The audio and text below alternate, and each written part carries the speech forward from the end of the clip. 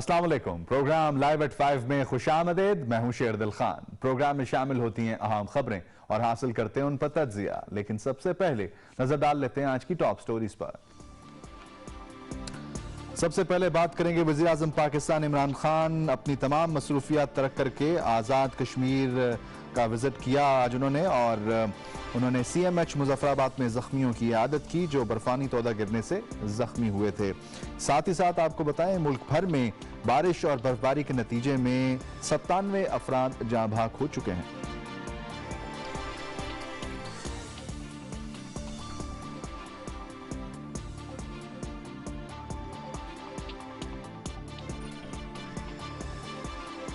मकबूजा जम्मू कश्मीर की सूरत हाल के हवाले से बात करेंगे। आज कर्फ्यू और लॉकडाउन का 164वां रोज है।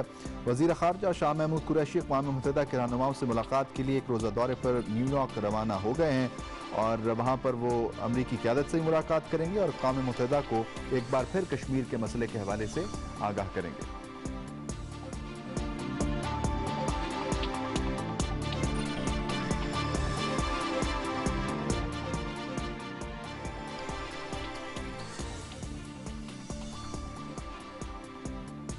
वज़ीर ख़ारजा शाह महमूद कुरैशी के विजिट के हवाले से आज तफसीली बात करेंगे। न्यूयॉर्क के साथ साथ वाशिंगटन DC का भी दौरा करेंगे। ख़ास तौर पर मकबूजा जम्मू कश्मीर की सूरत हाल और मशरिक़ वस्ता की सूरत हाल पर गुफ्तगू का इम्कान जाहिर किया जा रहा है।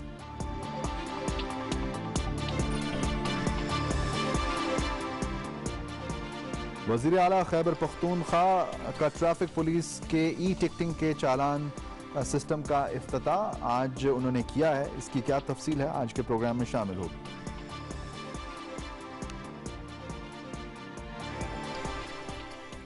मुंतशिर ना हो अजनबी न विसाल रुत के करम जिता जो तेरी तलाश में गुम हुए कभी उन दिनों का हिसाब कर। उर्दू अदब के गजल गो और सलाम गो शायर मोहसिन नकवी की 24वीं बरसी आज है।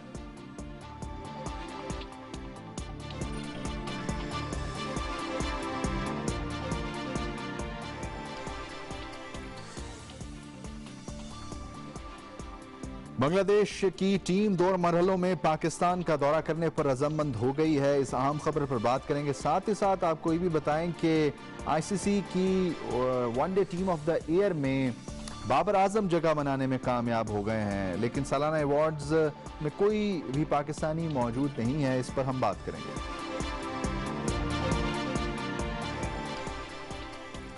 ये तो टॉप स्टोरीज थी, आपने जान ली। इनकी तफसील होगी, तज्जिया होगा छोटे से ब्रेक के बाद।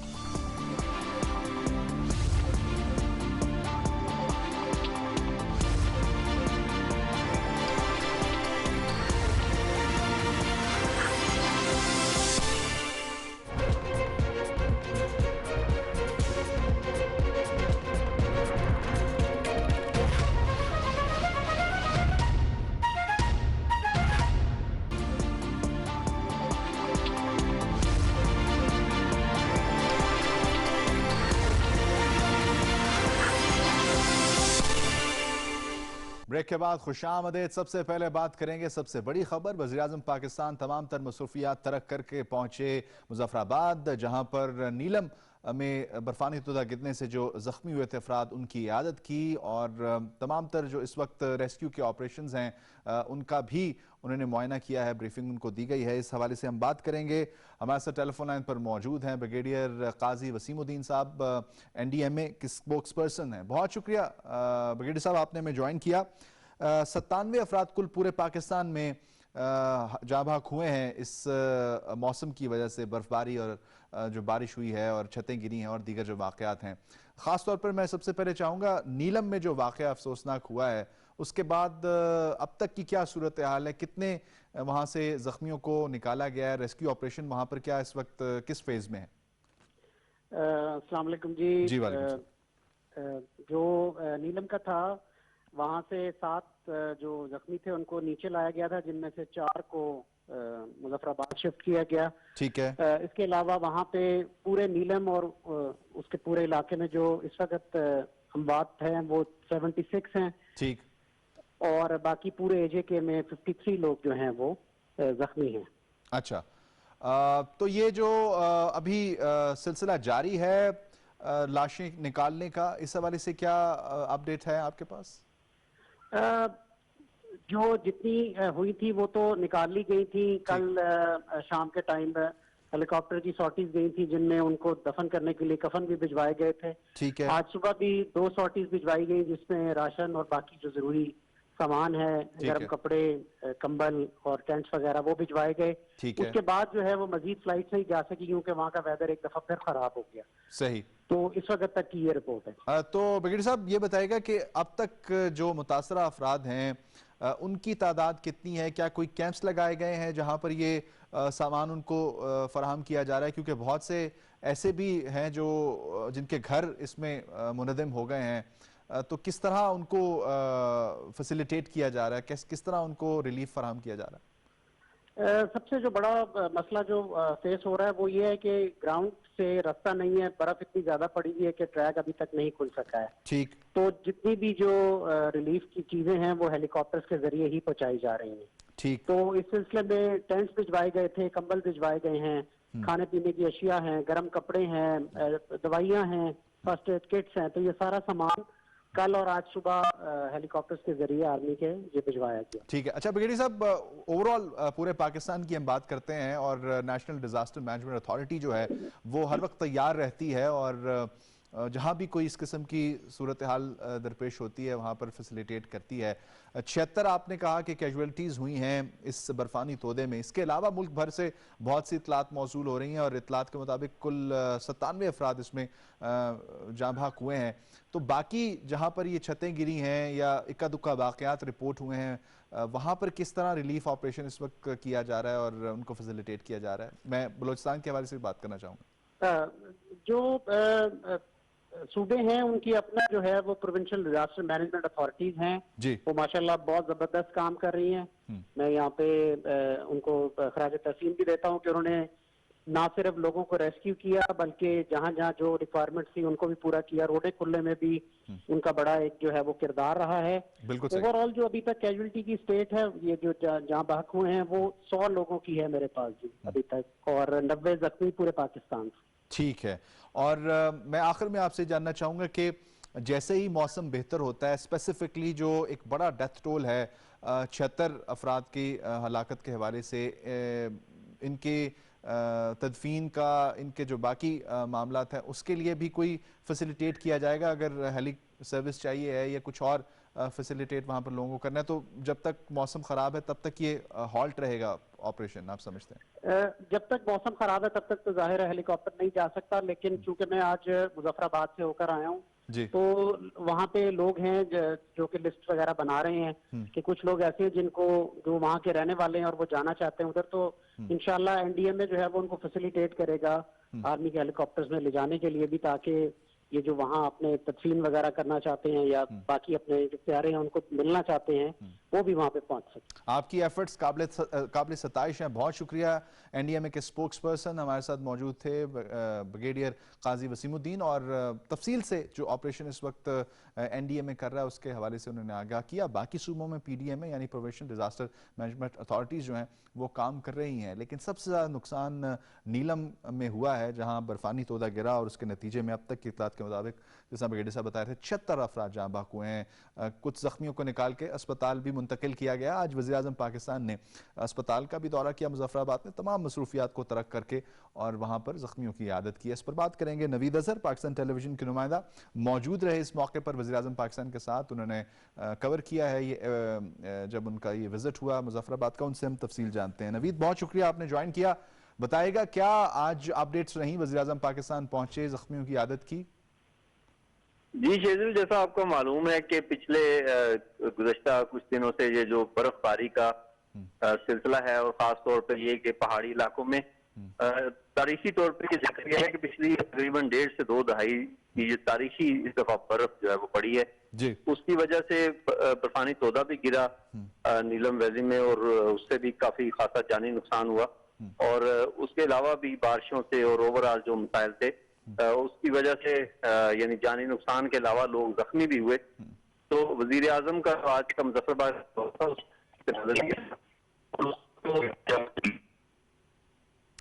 नवीद, आपकी आवाज में डिस्टॉर्शन है, कुछ सिग्नल्स का प्रॉब्लम है, कोशिश करेंगे आपसे दोबारा हम बात करें। राब्ता उनका मुनक़ता हुआ है हमसे क्योंकि मौसम ज़्यादा ख़राब है, ट्रैवलिंग वो कर रहे हैं, इस विज़िट को कवर करने के लिए वहाँ पहुँचे थे और उनसे हम अपडेट्स जानेंगे। जिस तरह उन्होंने बताया कि वज़ीर-ए-आज़म पाकिस्तान पहुँचे और अनप्रेसिडेंटेड नज़र आ रही है ये जो रेनफॉल हुई है, जो हेलिंग हुई है कुछ इलाकों में और साथ ही साथ जो बर्फ़बारी है वो भी तारीख़ में बहुत, अगर कुछ सालों की बात करें तो बहुत अरसे के बाद इतनी ज़्यादा बर्फ़बारी हुई है जिसके नतीजे में ये जो हादसात हैं रिपोर्ट भी हो रहे हैं और कुछ हलाकतें भी हुई हैं और मुतादिद अफराद ज़ख्मी भी हैं।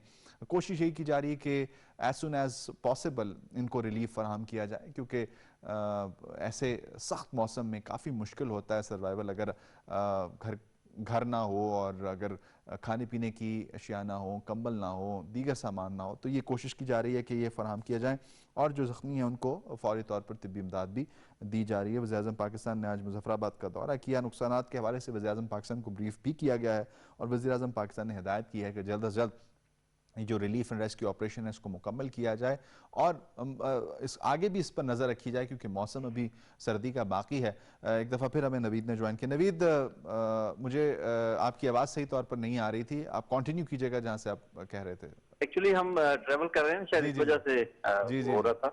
मैं आपको बताऊं कि उन्होंने मुजफ्फराबाद में उनको एक तो ब्रीफिंग दी गई SDMA की तरफ से और जो रिलीफ और रेस्क्यू के लिए काम करने वाले इदारे हैं उनकी तरफ से उन्हें बताया गया कि अब तक जो नुकसानात हुए हैं तमाम उन इलाकों में रेस्क्यू और रिलीफ ऑपरेशन जो है वो किया गया है और रोड इंफ्रास्ट्रक्चर को अभी भी वहाँ क्लियर किया जा रहा है ताकि लोगों की आमदोरफ्त जो रोजमर्रा जरूरियात जिंदगी है वो उनका सिलसिला जारी हो सके। नवीद, अभी हमारी PDMA और NDMA के स्पोक्सपर्सन से गुफ्तगू हो रही थी तो उन्होंने कहा कि जो इस वक्त रिलीफ ऑपरेशन है सिर्फ हेली से किया जा रहा है लेकिन मौसम चूंकि ख़राब हो गया तो वो भी अभी रुक गया है, तातुल का शिकार है।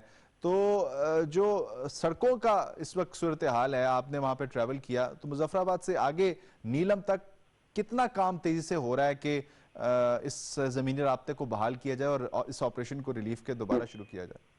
देखिए, आज भी वजीर आजम जो दौरा कर रहे थे उस दौरान नीलम वैली भी उन्हें जाना था। तो हमारे ज़राए के मुताबिक ये है कि क्योंकि अभी वहाँ मौसम की शिद्दत, रोड ट्रैवल करना भी इंतहाई मुश्किल है। बल्कि मैं आपको बताऊं कल हम जब गए, की टीम जब उस तरफ ट्रैवल कर रही थी तो रोड के ऊपर क्योंकि ऐसी पोजिशन होती की तरफ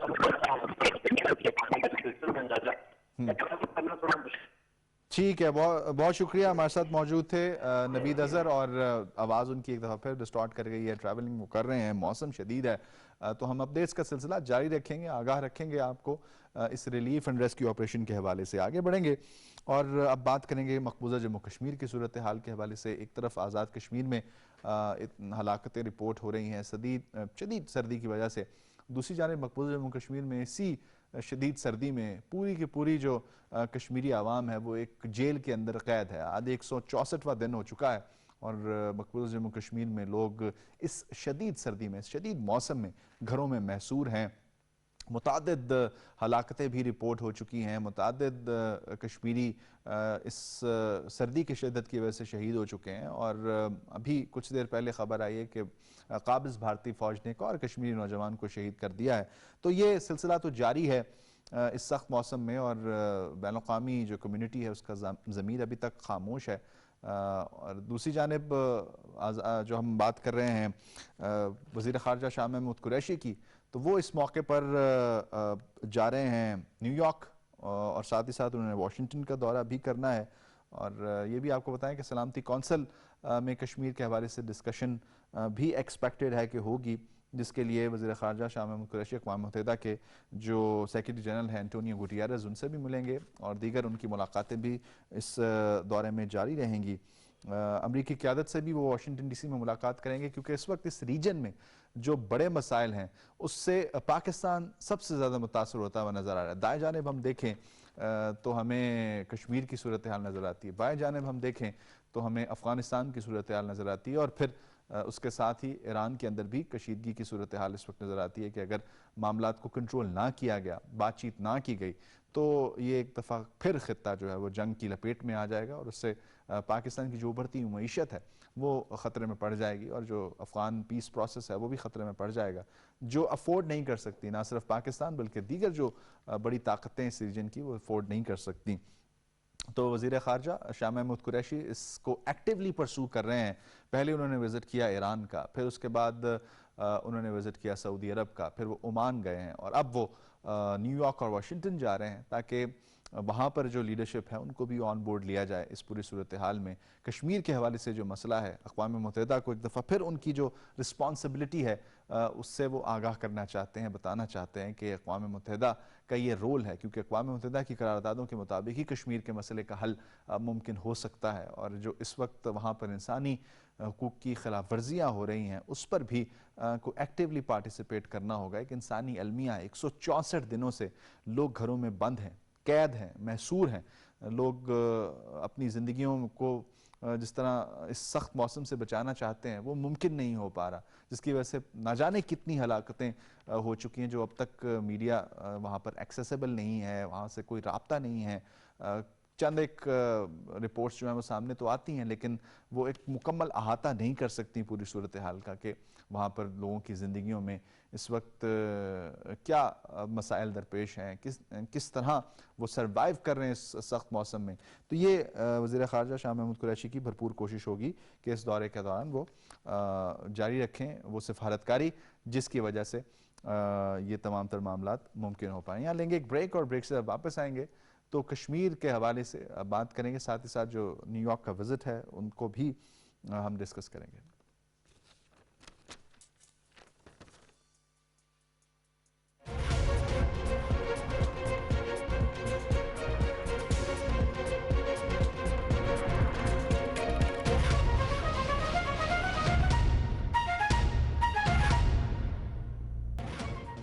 नाज़रीन, फौरी खबर आपसे शेयर कर लें। खैबर पख्तूनख्वा के सूबाई वज़रा इस वक्त प्रेस कॉन्फ्रेंस कर रहे हैं पेशावर में, आइए आपको दिखाते हैं। बजट से 15% तक, 20% से कम।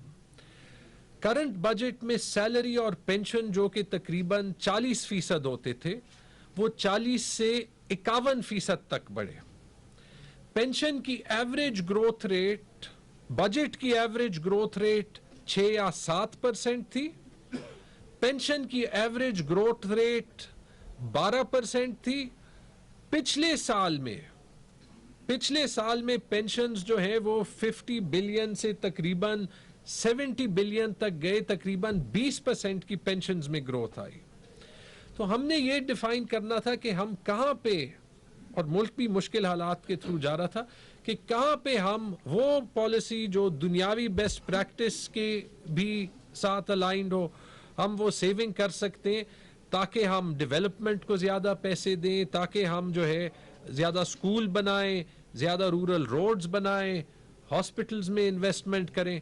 तो उन सेविंग्स में एक बड़ी सेविंग ये रिटायरमेंट और अर्ली रिटायरमेंट में रिफॉर्म था, जिसमें हमने देखा, आप सिर्फ मैं आपको जो है जो हमने एस्टिमेट किया था, मेरे साथ एडिशनल सेक्रेटरी साहब बैठे, इनकी एस्टिमेशन थी बेस्ड ऑन द लास्ट 3 और 4 इयर्स डेटा कि पहले 3 साल में, सिर्फ पहले 3 साल में इसकी सेविंग जो है वो तकरीबन 18 अरब, हमारा प्रोविंशियल एडीपी तकरीबन 100 अरब का होता है जो ओन सोर्स का, 18 अरब की सेविंग पर ईयर आएगी।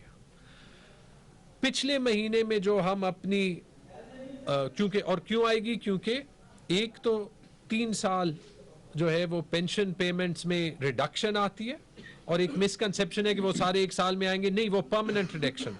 और फिर उसके अलावा जो बाकी रूल चेंजेस हैं अर्ली रिटायरमेंट के, उससे परपेचुअल कोई 12-13 अरब की हर साल कंटिन्यूअस रिडक्शन आएगी, राइट। तो इसकी ओवरऑल सेविंग जो होगी वो हंड्रेड्स ऑफ बिलियंस में ओवर टाइम होगी और हमारे सिस्टम के रिफॉर्म का एक जो है वो जुज बनेगा।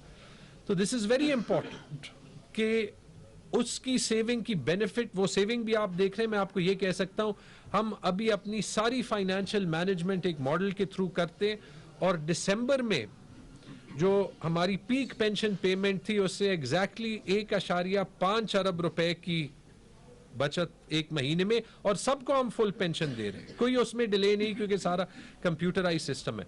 तो अगर हमारी मंथली सेविंग दिसंबर में 1.5 बिलियन 12 से मल्टीप्लाई करें 18 बिलियन की सेविंग ये जो है होगी।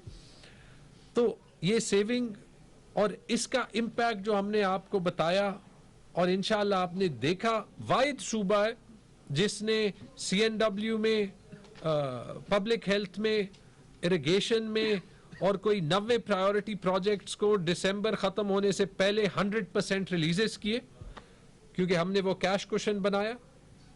वाहिद सूबा है जिसने सारे ADP को दिसंबर के शुरू में ही 75% रिलीज किया, राइट। और इंशाल्लाह हम कोशिश करेंगे कि हम सेविंग्स जो हमारी है कि हमारी इस साल ADP की यूटिलाइजेशन 100% से भी ज्यादा होगी, प्रोविंशियल ADP की। क्यों?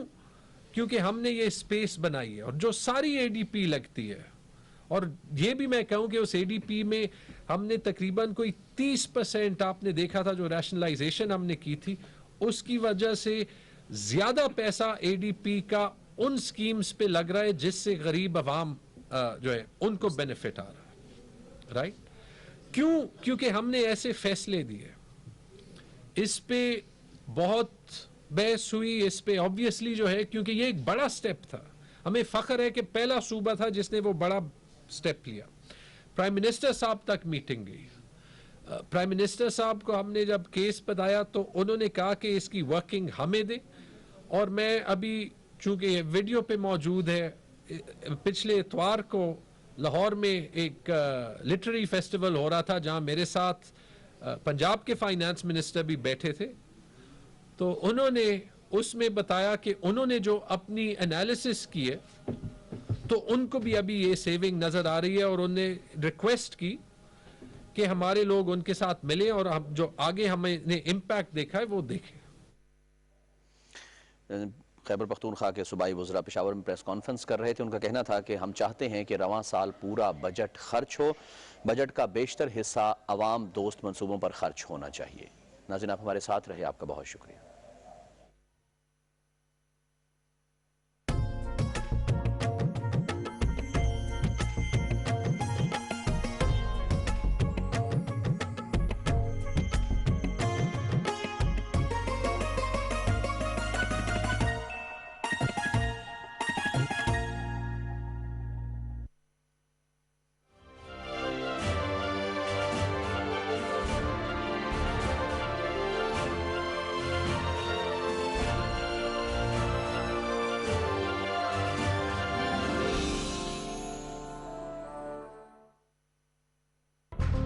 सेहत, सभी कहते हैं सेहत है तो सब कुछ है। सेहत एक बुनियादी मौशरती तकाजा। सियासी नारे तो सुनते आए हैं, मगर हुआ क्या? क्या तब्दीली आई? कुछ बदला? क्या बदला? जल्द आ रहा है सिर्फ PTV न्यूज पर।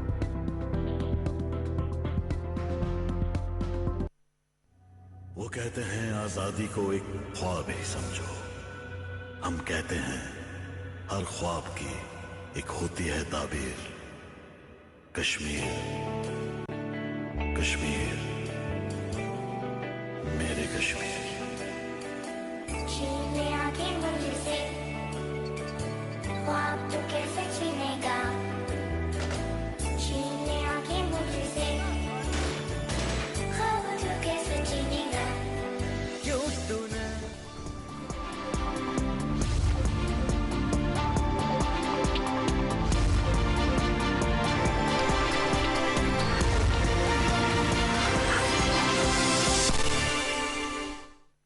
ब्रेक के बाद खुशामदीद। मकबूजा जम्मू कश्मीर की सूरत हाल के हवाले से बात कर रहे हैं और कोशिश करेंगे इस पर हम जो ख़ास तौर पर वज़ीर ख़ारजा शाह महमूद कुरैशी का विज़िट है US का, उस पर भी बात करें, और मकबूजा जम्मू कश्मीर की जो सूरत हाल है जिसके हवाले से अक़वाम मुत्तहिदा में उनकी अहम मुलाकातें भी होनी है और डिस्कशन है वो कश्मीर के हवाले से और मशरिक़ वस्ता के हवाले से वहाँ पर मुमकिन हो पाएगी। हम इस पर बात करेंगे और आपको जिस तरह हम आगाह कर रहे हैं कि 15 से 17 जनवरी तक वज़ीर ख़ारजा ने विज़िट करना है न्यूयॉर्क और वाशिंगटन का, जिसमें अक़वाम मुत्तहिदा की क़यादत से वो न्यूयॉर्क में मिलेंगे और साथ ही साथ वाशिंगटन में अमरीकी हम मनसब माइक पॉम्पियो से उनकी मुलाकात है, कौमी सलामती के मुशीर उनसे मुलाकात है। इस पर हम बात करेंगे। मुनीब हक साहब सीनियर सहाफ़ी तज्ज़ियेकार हमारे साथ टेलीफोन लाइन पर मौजूद हैं। मुनीब साहब खुशामदीद कहेंगे आपको प्रोग्राम में। मकबूजा जम्मू कश्मीर की सूरत हाल 164वां दिन है, इस शदीद सर्दी के अंदर लोग घरों में महसूर हैं, और साथ ही साथ ये भी बताइएगा कि इस वक्त शाह महमूद कुरैशी साहब भी बहुत एक्टिव नज़र आ रहे हैं। क्या फोर्सी कर रहे हैं कि पाकिस्तान एक बार फिर सफारतकारी से इस मसले को हल करने की कोशिश कर रहा है? देखिए, आपने दो बातें की। देखिए, एक तो जो मकबूजा कश्मीर की सूरत हाल है वो तो वोलेटाइल है ही, और हैरानगी की बात यह है कि जो वर्ल्ड एट लार्ज है उसने हिंदुस्तान पर वो दबाव नहीं डाला जो कि उसको डालना चाहिए था। तो खुसूसन अमेरिका की जिम्मेदारी सबसे ज्यादा थी। देखिए, अमेरिका जो है वो दुनिया का चौधरी बना हुआ है, लेकिन वो हिंदुस्तान पर मकबूजा कश्मीर के हवाले से वो दबाव नहीं डाल रहा जो बतौर एक मुल्क के, एक रियासत के उसको डालना चाहिए था। हाल ही में कुछ कांग्रेसमैन ने और कुछ सेनेटर्स ने अमेरिका में इंसानी हकूक की सूरत हाल के बारे में बात की है। ये नाकाफी है। मैं समझता हूं कि डिप्लोमेटिक सतह पर, सफारती सतह पर, सियासी सतह पर आपने शाह महमूद कुरैशी साहब का हवाला दिया। मुझे उम्मीद है कि पहले वो तेहरान गए होंगे, उसके बाद वो गए हैं सऊदी अरब, ऑब्वियसली इसके बाद वो जाएंगे, अमेरिका भी जाएंगे। तो इन तीनों जगहों पर जब वो जाएंगे तो मकबूजा कश्मीर की बात लाजमन वो करेंगे। और मैं समझता हूं कि इस पर ये मौका है कि आप कश्मीर की तवज्जो दुनिया की तरफ मबजूल कराएं, क्योंकि इतने बड़े डिप्लोमेटिक फोरम में, तेहरान में और बाद में सऊदी अरब में और उसके बाद अमेरिका में, ये जाके कश्मीर के लिए बिल्कुल आप दुनिया को कहें कि हिंदुस्तान पर दबाव डालें कि कश्मीर के अंदर जो एट्रॉसिटीज का सिलसिला है वो बंद करे। क्योंकि जब तक हाईएस्ट लेवल पर हिंदुस्तान पर दबाव नहीं डाला जाएगा, हिंदुस्तान किसी गैर मुल्क की प्रेशर की परवाह नहीं करेगा। बिल्कुल सही। और सिफारती मामलात, आपको लगता है कि दोनों सूरतों में पाकिस्तान अपना एक जो ड्यू रोल है वो अदा कर रहा है? जी बिल्कुल अदा कर रहा है, और मैं समझता हूं बिल्कुल ये सही मूव है। और अगर इस वक्त में ये मूव ना होती तो शायद पाकिस्तान को कश्मीर की तरफ तवज्जो दिलवाने में शायद थोड़ी प्रॉब्लम होती। लेकिन आई होप कि शाह महमूद कुरैशी स्किल्ड पॉलिटिशियन है, वो दुनिया की तवज्जो, खुसूसन सऊदी अरब की तवज्जो, ईरान की तवज्जो और अमेरिका की तवज्जो मसला कश्मीर की तरफ दिलवाएंगे। और उसके बाद मुझे उम्मीद है कि मकबूजा कश्मीर के बारे में अमेरिकी पॉलिसी में कुछ तब्दीली आएगी और भारत पर दबाव डाला जा सके। बहुत शुक्रिया। मुनीब हक साहब हमारे साथ मौजूद थे और इस अहम मौजू पर बात कर रहे थे। और जिस तरह उन्होंने कहा कि एक अच्छा मौका है कि जब ईरान और अमेरिका की कशीदगी है और उसमें पाकिस्तान अपना एक किरदार अदा कर रहा है, तो पाकिस्तान के जो कंसर्न्स हैं, ख़ास तौर पर अपनी मशरिक में जो हमसाया है भारत, उसके हवाले से, और जो मगरिब में हमसाया है अफ़गानिस्तान के हवाले से मसाइल का शिकार रहा है। दोनों सूरतें पाकिस्तान के लिए इस वक्त सामने मौजूद हैं और पाकिस्तान इस पर किस तरह सिफारतकारी कर रहा है, इस पर हम बात करेंगे। खुर्रम शहजाद साहब वाशिंगटन DC से सीनियर सहाफ़ी हमारे साथ टेलीफोन लाइन पर मौजूद हैं। खुर्रम साहब, बहुत शुक्रिया, आपने ज्वाइन किया।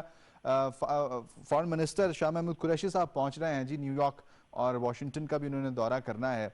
सिफारतकारी है इस वक्त ईरान और अमेरिका की कशीदगी के हवाले से, और फिर मकबूजा जम्मू कश्मीर का भी मामला है। तो क्या देख रहे हैं, क्या अहम मुलाकातें, कुछ पॉजिटिव आउटकम्स निकल सकते हैं? जी बिल्कुल, ये एक दौरा जो है बहुत अहम वक्त पे, जबकि पूरे अमेरिका में ईरान की बात हो रही है, ईरान और अमेरिका के ताल्लुकात की बात हो रही है, उसके अंदर पाकिस्तान का जो किरदार है उसके ऊपर हर जगह पे, यहाँ पे पूरे वाशिंगटन में, पूरे अक्रॉस अमेरिका, नॉर्थ अमेरिका, इसके ऊपर बात हो रही है। इस मौके पे शाह महमूद कुरैशी का यहाँ पे आना, यूनाइटेड नेशन में कश्मीर के हवाले से जनरल सेक्रेटरी से मुलाकातें करना, वहाँ पे जो दूसरे यूनाइटेड नेशन के जो कमेटियां हैं उनके कश्मीर के अंदर इंसानी हकूक की जो हलावर्तियाँ हो रही हैं, 165 दिन हो गए हैं वहाँ पे लॉकडाउन है, उसके हवाले से उनको ब्रीफिंग देना, उनको ऑनबोर्ड करना, खासतौर से कुछ इस मौके के ऊपर चाइना और मलेशिया का पाकिस्तान के साथ खड़ा होना यूनाइटेड नेशन में एक बहुत बड़ा इंडिकेशन है। और खासतौर पर भारतीय जो मीडिया है, भारतीय जो यहाँ पे डिप्लोमेटिक जो फोर्सेज हैं और जो उनकी लॉबिंग है, उनको बहुत बड़ा दशका है। और इसके बाद उन्होंने 15 से 17 तक जो 16 और 17 की जो तारीख है, यहाँ पे वाशिंगटन के अंदर माइक पॉम्पियो जो वज़ीर ख़ारजा है उनके साथ मुलाकात है। इसके अलावा जो नेशनल सिक्योरिटी एडवाइजर हैं इनके ब्रायन, उनके साथ मुलाकात है। में इस बात का खुर्रम साहब मुकम्मल तौर पर इजहार किया जा रहा है कि पाकिस्तान की इस पूरी सिचुएशन में एक इम्पॉर्टेंट कोशिश है जिसको सराहा जा रहा है। और चाहे ईरान का मामला हो, कश्मीर का मामला हो, पाकिस्तान अपनी एक पोजीशन बड़ी वाज़ेह कर चुका है अमेरिका को। पाकिस्तान की जो पोजीशन है इसके ऊपर तो कोई दूसरी राय नहीं है। खासतौर पर अगर आप यहाँ पे जो डिफेंस एनालिस्ट हैं जो तजदिया नगार हैं, खासतौर पर पेंटागन की जो ऑफिशियल स्टेटमेंट है उसके मुताबिक पाकिस्तान की जो इक्वेशन के अंदर पाकिस्तान की जो सूरत हाल है, पाकिस्तान की जो इंपॉर्टेंस है उसको मजीद ना सिर्फ बेहतरी आई है बल्कि पाक अमरीका ताल्लुकात के अंदर इसके अंदर काफी ज्यादा पेशरफ्त आई है। इसी सिलसिले में हमने देखा कि अमरीका ने पाकिस्तान की जो मिलिट्री से रिलेटेड जो ट्रेनिंग थी उसको भी रिइंस्टेट किया। इसके बाद जो यहाँ पे मिलिट्री एड जो थी मोर देन $300 मिलियन उसके ऊपर भी इस वक्त बात हो रही है। तो पाकिस्तान इस वक्त is the middle of the conversation between Iran and other जो अफगानिस्तान के जो पीस प्रोसेस है उसके अलावा जो अब जो ईरान की सूरत हाल है और खासतौर पर मिडिल ईस्ट के अंदर जो इस वक्त मीडिएशन और फैसिलिटेशन की बात हो रही है उसके अंदर पाकिस्तान के किरदार को और आखिर में खुर्रम साहब, जिस तरह अमेरिकी सदर डोनाल्ड ट्रंप ये कहते हैं कि वो ईरान के इस मसले के हवाले से बातचीत के लिए तैयार हैं गैर मशरूत, तो क्या पाकिस्तान पहले अफगानिस्तान के हवाले से अमेरिका को फैसिलिटेट कर चुका है बातचीत के हवाले से, तो क्या अब ईरान के हवाले से भी आपको लगता है कि पाकिस्तान एक फैसिलिटेटर का रोल अदा कर सकता है मुज़ाकरात या जो भी डायलॉग होगा दोनों मुल्कों के दरमियान? अगर आप इस जो प्रीवियस जो मीडिएशन हुई है इसके अंदर स्विट्जरलैंड का रोल था, लेकिन उसके पीछे भी पाकिस्तानी जो पाकिस्तान का जो हाथ था वो सबको नजर आ रहा था। और खासतौर पे पाकिस्तान का जो इन्फ्लुएंस है ईरान के अंदर और उसके जो इत्तेहादी हैं उनके साथ जो उनका इन्फ्लुएंस है उसको हर जगह पे ना सिर्फ इस्तेमाल किया जा रहा है बल्कि अमेरिका यहाँ पे स्टेट डिपार्टमेंट और दूसरे जो ऑफिशियल जो फोरम है वहां पे बर्मला इस चीज का इजहार कर चुका है कि पाकिस्तान को किसी भी जगह पे इग्नोर नहीं किया जा सकता। पाकिस्तान की इस मौके पे सेंट्रल पोजीशन है। बिल्कुल ठीक, बहुत शुक्रिया खुर्रम शहजाद साहब, वाशिंगटन डीसी से सीनियर सहाफ़ी हमें ज्वाइन उन्होंने किया और तफसील से तज्जिया पेश किया इस पूरी सूरत हाल पर। और वो भी पुरुम्मीद हैं और इस वक्त अमेरिका में पाकिस्तान के इस रोल के हवाले से भी अच्छी खबरें वहाँ पर मौजूद हैं। और उम्मीद यही की जा रही है कि कश्मीर का मसला हो, मशरिक़ वस्ता का मसला हो, ये बेहतर हो सकता है। इस बातचीत के ज़रिए आगे बढ़ेंगे और वज़ीर आला खैबर पख्तूनख्वा की बात करेंगे जिन्होंने आज ट्रैफिक पुलिस के ई टिकटिंग के चालान सिस्टम का इफ्तिताह कर दिया है। और जैसे ही पाकिस्तान तहरीक इंसाफ की हुकूमत खैबर पख्तूनख्वा में आई थी इनिशियली साल 2013 के आम इंतखाबात के बाद, तो बहुत से इदारों को बेहतर किया जा रहा था। पुलिस का इदारा, ख़ासतौर पर ट्रैफिक पुलिस का इदारा, उसमें बहुत इनकलाबी तब्दीलियाँ जो है वो सामने आई। और अब ये जो ई टिकटिंग चालान का सिस्टम है इसका भी इफ्तिताह कर दिया गया है और इससे मज़ीद बेहतर होगा जो ट्रैफिक का निज़ाम है।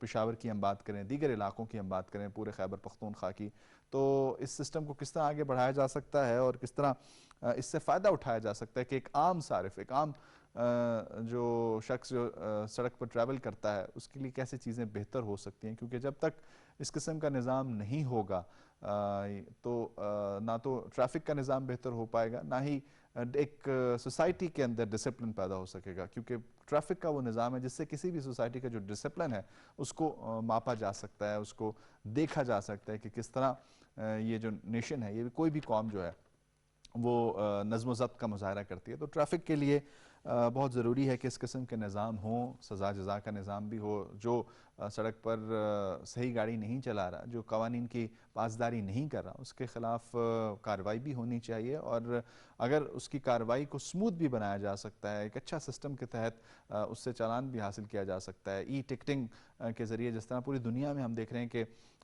जब भी कोई ट्रैफिक वॉल्यूशन होती है तो जो पॉइंट्स हैं वो डिडक्ट कर लिए जाते हैं लाइसेंस में से। तो ये निज़ाम जो है बहुत ज़रूरी है स्मूथ एंड सेलिंग के लिए। और कोशिश यही है कि ना सिर्फ बड़े शहरों में बल्कि छोटे शहरों में भी ये निज़ाम जो है वो वज़ा किया जा सके। इस पर हम बात करेंगे और कोशिश करेंगे कि जो वज़ीर आला खैबर पख्तूनख्वा की जो एफ़र्ट्स हैं इनको मज़ीद इस पर बात की जा सके। और कोशिश कर रहे हैं कि अजमल ख़ान वज़ीर साहब से बात करें जो स्पोक्स पर्सन है खैबर पख्तूनख्वा हुकूमत के, उनसे हम जानते हैं कि क्या अपडेट्स हैं, उसको कैसे निज़ाम को बेहतर किया जा सकता है। ब्रेक लेते हैं, ब्रेक के बाद वापस आते हैं और इस समय कुछ और अहम खबरें उन पर बात करते हैं।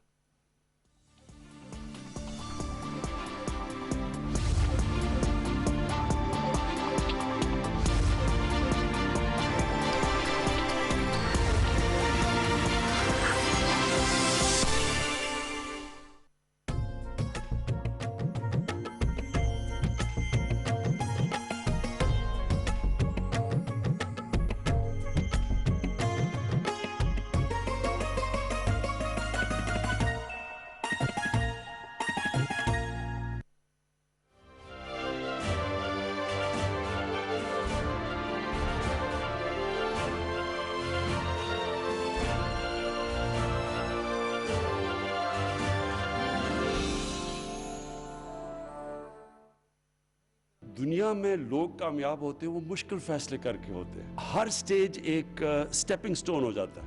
इंसान तो बूढ़ा ही तब होता है जब चैलेंज खत्म हो जाते हैं। चैलेंज जिस दिन आपका खत्म, आपकी जिंदगी खत्म। तो जिन्होंने भी आज तक जिंदगी में ऊपर पहुंचे हैं, बड़े फैसले किए। सबसे बड़ी मुझे खुशी ये है कि पाकिस्तान इस वक्त इंटरनेशनली रेलेवेंट हो गया। कहाँ हमारा एक 1 पॉइंट होता था कि पाकिस्तान को पैसे दो और किसी की जंग लड़े, और कहाँ आज पाकिस्तान पीस मेकर दुनिया में बन गया। दुनिया के मुल्कों में जो आपस में लड़ाई है उनको इकट्ठा कर रहा है। इंशाअल्लाह उम्मा को हम इकट्ठा करने में अपना पूरा रोल अदा करेंगे। डिजिटल पाकिस्तान की वजह से एक चीज़ से, इस एक के ऊपर अगर हम जोर लगा दें तो हमारी यही आबादी एक ताकत बन जाएगी। इंशाअल्लाह अब से हम इसका पूरा फ़ायदा उठाएंगे। अवाम की ज़िंदगी आसान करने के लिए ई गवर्नेंस है, क्योंकि ये सबसे बेहतरीन तरीका है करप्शन ख़त्म करने का। गवर्नमेंट के साथ जब अवाम का ताल्लुक होता है तो उनके लिए आसानी पैदा हो जाती है। लाइनों में नहीं खड़ा होना पड़ता। दुनिया भी इतनी तेज़ी से आगे जा रही है। आखिर में आपके मोबाइल फ़ोन के ऊपर ही सब कुछ हो जाएगा।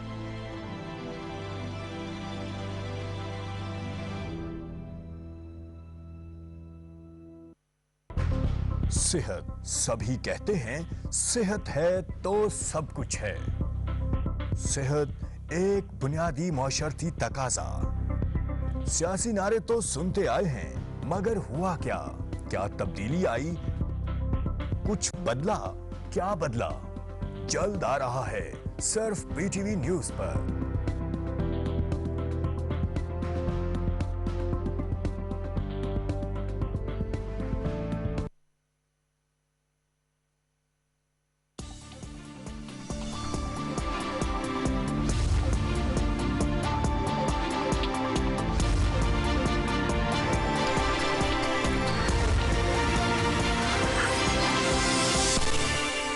के बाद खुशामदीद। पाकिस्तान में ख़ास तौर पर जो उर्दू शायरी है, बहुत से बड़े बड़े नाम पाकिस्तान की इस उर्दू शायरी में नुमाया रहे हैं, लेकिन उनमें एक नाम ख़ास तौर पर गज़ल के हवाले से, मरसिए सलाम के हवाले से मोहसिन नकवी साहब का नाम एक ख़ास अहमियत रखता है। और मोहसिन नकवी साहब की आज बरसी है, 24वीं। हम उनको आज याद कर रहे हैं और उनकी शायरी के हवाले से ख़ास तौर पर जो अहले बैत के मसाइब हैं उनको बयान करने के लिए जो शायरी का सहारा उन्होंने लिया, जिस तरह उन्होंने, उनका जो अंदाज़ बयान था वो बहुत कम शोरा को हासिल हुआ है। और आज उनकी बरसी है, हम उनको याद कर रहे हैं और उनकी इस शायरी के हवाले से उनको हम पाकिस्तान टेलीविज़न की जानिब से ट्रिब्यूट भी पेश कर रहे हैं और कोशिश करेंगे कि उनकी शायरी के हवाले से कुछ बात करें।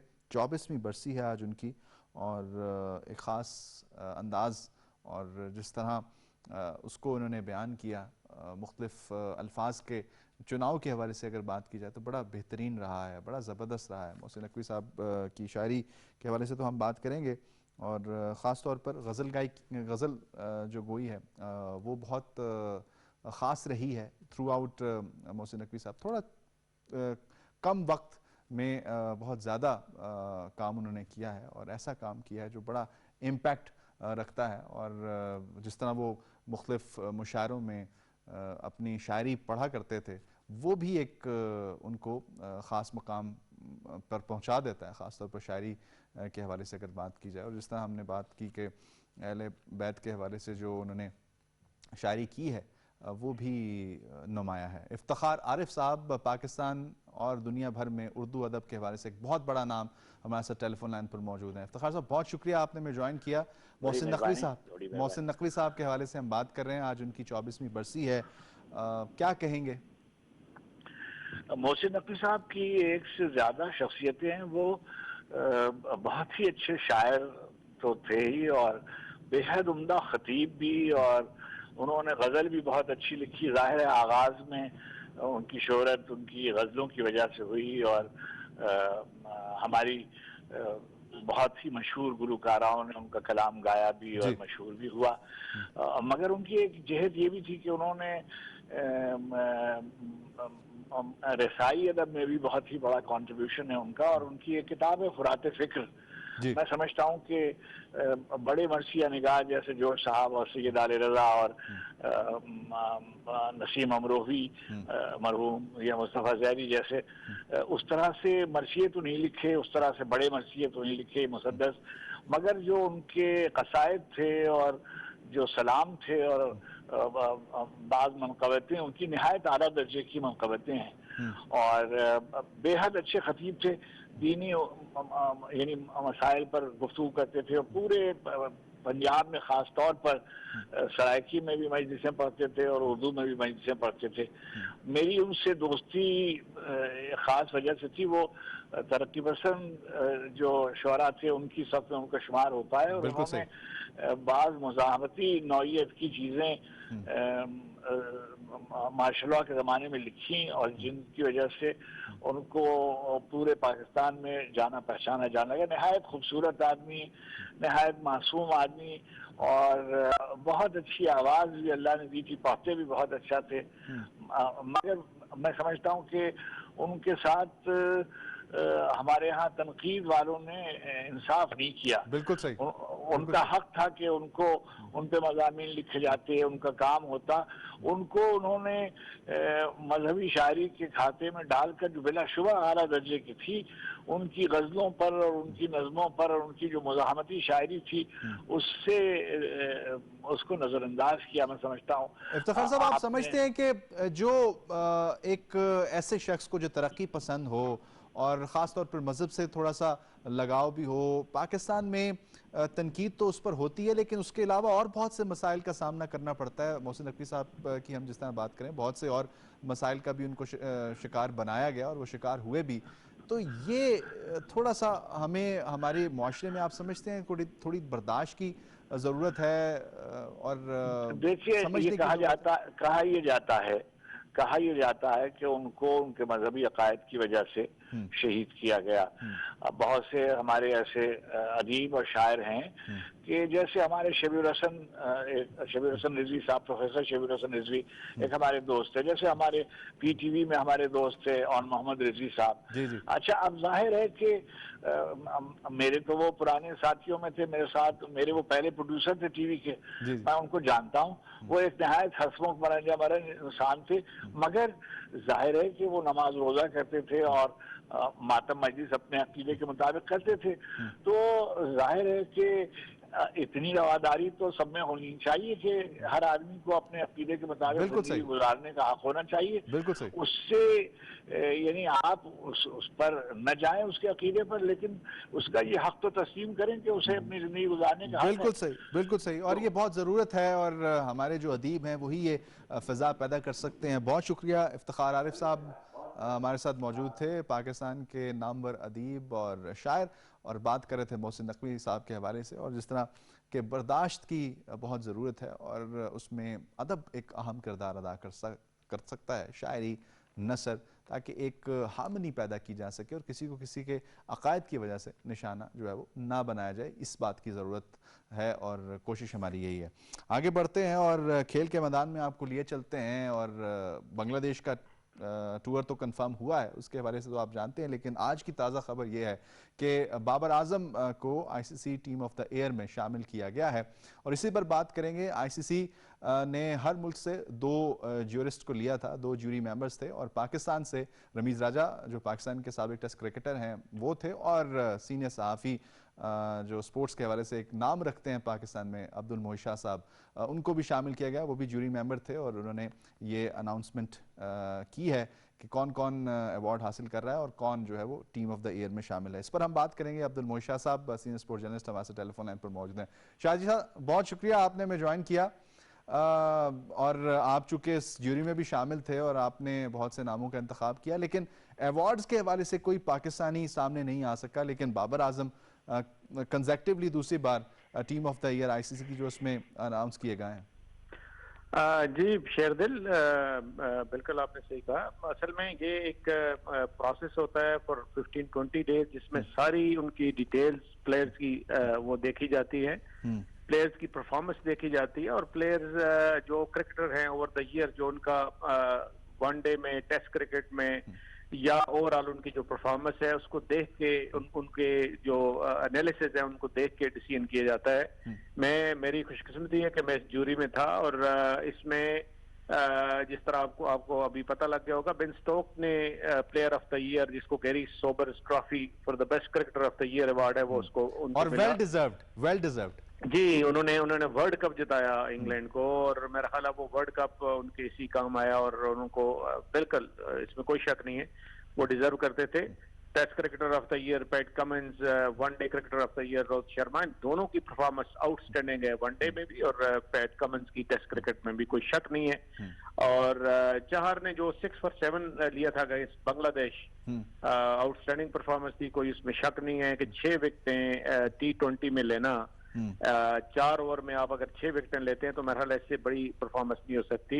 और सबसे जो emerging cricketer of the year का अवार्ड है और जो जिन्होंने थ्रेट किया कमिंस को test cricketer of the year के अवार्ड के लिए, लबाशन के ऑस्ट्रेलिया के, उन्होंने भी emerging cricketer of the year का अवार्ड लिया। अच्छा, बड़ा कांटे का मुकाबला शाह जी, आपके पास तो पहले सारे नाम आते होंगे और आप जी। असल में हमें देखें, ये टोटल कॉन्फिडेंशियल होता है, मुझे तो 2-3 दिन पहले का पता था ये सारा, लेकिन कॉन्फिडेंशियल होता है, वो हम रिवील नहीं कर सकते। लेकिन एक जो इंटरेस्टिंग बात मैं आपको यहाँ बताता चलूं जी कि वो बाबर आजम की जो टेस्ट टीम में तकरीबन जगह मिल गई थी, उनकी टाई हो गई थी, और पिछले 7-8 दिन में जो सारे जजेस हैं पैनल पे, उनको टाई के बाद दोबारा उनको कांटेक्ट किया गया, रीपोलिंग हुई, रीकाउंटिंग हुई, और जिसमें बाबर आजम की जगह टॉम लेथम को, क्योंकि उन ओपनिंग स्क्वाड के लिए प्लेयर शायद नहीं था, तो टॉम लेथम को उन्होंने एडजस्ट किया।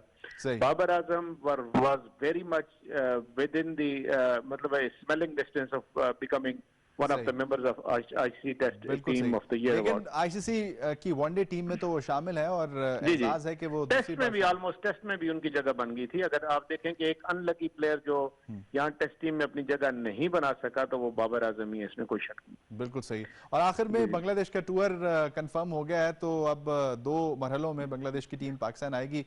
लगता है कि ICC ने अच्छा दबाव डाला है। 3 मरहलों में, ठीक है जी। हेलो जी शाह जी, बांग्लादेश तीन बराइल में ये बांग्लादेश की क्रिकेट टीम आएगी। अच्छा, पहले ये T20 खेलने आएगी इसी महीने के आखिर में, 24 से शुरू है T20 लाहौर में, फिर दोबारा आएगी पिंडी का टेस्ट खेलने के लिए, जो पिंडी का टेस्ट है जी। और उसके बाद ये जो फरवरी के शुरू में आएगी दोबारा पिंडी का टेस्ट खेलने के लिए, और जब PSL का 5th एडिशन खत्म हो जाएगा, ठीक, फिर तीसरी दफा ये उस PSL के बाद अप्रैल में कराची में टेस्ट भी खेलेगी और वनडे भी खेलेगी। एक एडिशन हो गया वनडे का जो पहले बिल्कुल सही। बहुत शुक्रिया अब्दुल मोइन शाह साहब, हमारे साथ मौजूद थे, सीनियर स्पोर्ट जर्नलिस्ट, और बात कर रहे थे 2 आम खबरों पर। बांग्लादेश का टूर है, 3 फेजेस में उन्होंने पाकिस्तान आना है, जिसके हवाले से अनाउंसमेंट हो चुकी है, और बाबर आजम एक बार फिर one day team of the year ICC की जो अनाउंस हुई है उसमें शामिल हैं। यहाँ पर प्रोग्राम का इख्तिताम करते हैं, पूरी टीम को इजाज़त दीजिए, अल्लाह ने के बाद।